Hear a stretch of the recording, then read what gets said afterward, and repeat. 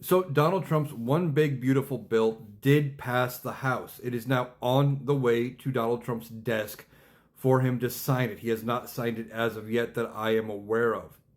Now, I was surprised this passed the House. It passed with a vote of 218 to 214. All Republicans voted in favor of it except for two. Two sided with all Democrats. That's how you got to 214.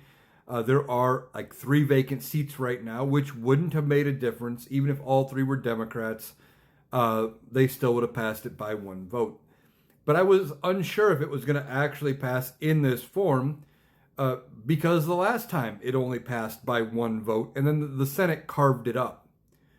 Um, some of the things in this new bill: deep cuts to Medicare and Medicaid, deep cuts to food assistance, um, deep cuts to a lot of programs that people have come to rely on. And it shifts the burden of those cuts onto the state.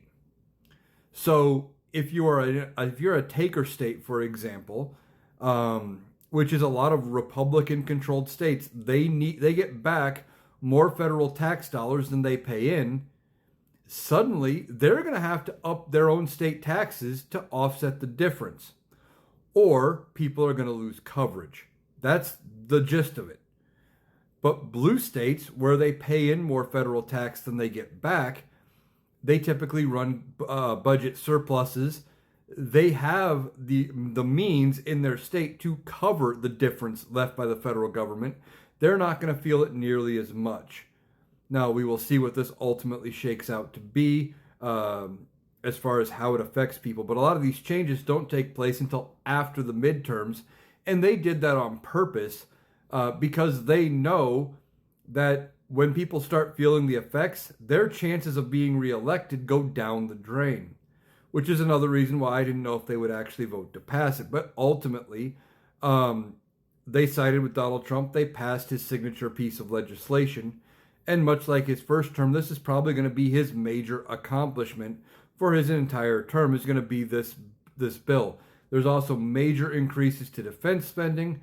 And now with this bill, it will make ICE the most funded government branch, the government agency outside of anybody in the Department of Defense.